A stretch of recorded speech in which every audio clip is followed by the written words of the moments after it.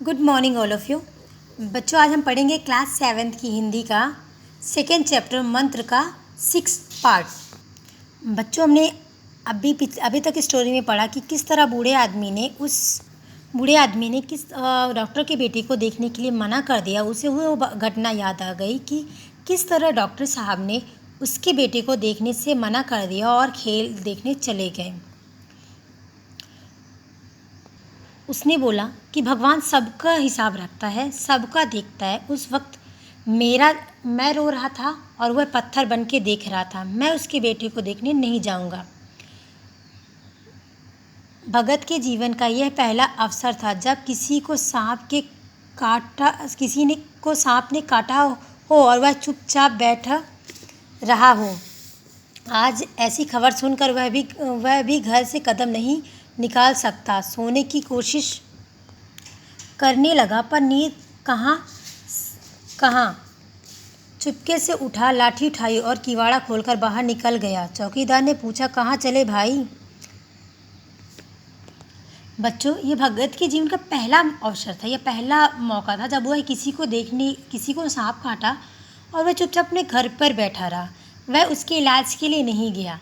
वह खबर सुन के, अगर ऐसा होता था कि कभी वह कोई भी खबर सुनता था कि किसी को सांप ने काटा है, तो वह चुपचाप उनके बिना बुलाए ही वह वहाँ उसे झाड़ने के लिए, देखने के लिए चला जाता था।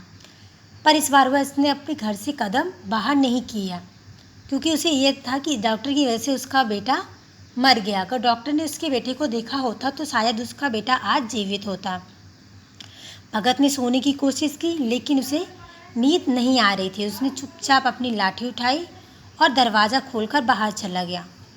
तभी चौकीदार ने पूछा, कहाँ चले भाई?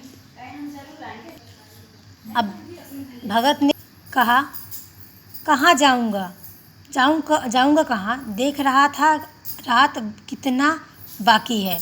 बूढ़े ने चौकीदार से कहा, मैं कहाँ जाऊँगा? मैं तो ये देख रहा था कि अभी रात कितनी बाकी है।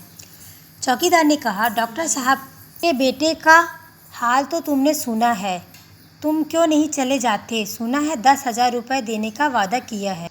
चौकीदार ने कहा कि तुमने तो सुना है कि डॉक्टर चड्ढा के बेटे की हालत कैसी है।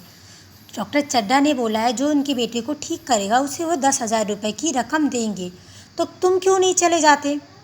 भगत, मैं तो नहीं जाऊंगा, चाहे वह 10 लाख भी दे दे। मुझे लेकर करना क्या है? कल मर जाऊंगा तो कौन भोगने वाला है? भोगने वाला बैठा है। भगत ने चौकीदार की बात सुनकर उसने जवाब दिया कि मैं क्या करूंगा? वह 10,000 की जगह 10 लाख रुपए भी देंगे तो मैं क्या करूंगा? मेरे पीछे कौन बैठा है कि मैं मर जाऊंगा तो वह रकम को वो खाएगा। चौकीदार चला गया। भगत लाठी खटखटा करता हुआ आगे को बढ़ने लगा। दिमाग कहता था मत जाओ, पर अंदर की आवाज़ आगे ढकेलती थी। चौकीदार ने इतनी बात की और वहाँ से वो चला गया।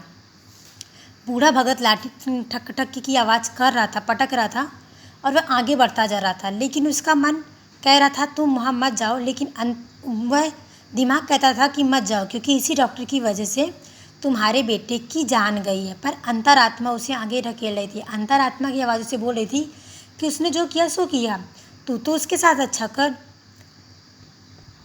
और वह यही सोचते हुए आगे बढ़ा। इतने में 2 आदमी आते दिखाई दिए। दोनों बातें करते चले जा रहे थे। चड्ढा बाबू का घर उजड़ गया। बेचारा एक ही लड़का था। भगत के कानों में आवाज़ के पड़ते ही उसकी चाल तेज हो गई। सामने डॉक्टर साहब का बंगला नज़र आया। बंगला खामोशी में डूबा हुआ था। भगत आगे बढ़ ही रहा था कि उसे 2 आदमी आते दिखाई दिए। दोनों बात कर रहे थे कि डॉक्टर चड्ढा का घर तो उजड़ गया, मतलब अब उसके घर पे उनका एक ही बेटा था और वो भी अब नहीं रहा। इतना उसके कानों में, जैसे ही भगत के कानों में ये आवाज़ पड़ी, वह तेज़ी से बढ़ने लगा और डॉक्टर साहब के उनके बंगले के पास पहुंच गया। बंगले में खामोशी थी क्योंकि उनके बेटे को सांप ने काट लिया था। बूढ़ा सोचने लगा, कहीं मुझे आने में देरी तो नहीं हो गई? 2 बज चुके थे। लोग सुबह का इंतज़ार कर रहे थे। बूढ़े आदमी ने सोचा, शायद मैं लेट तो नहीं हो गया? अगर मुझे देरी हो गई होगी तो वो बच्चा ना बचा होगा। और यही सोचते सोचते वह देख रहा था। 2 बज चुके थे और लोग सुबह होने का इंतज़ार कर रहे थे। बच्चों, आगे की स्टोरी हम कल पढ़ेंगे। Thank you.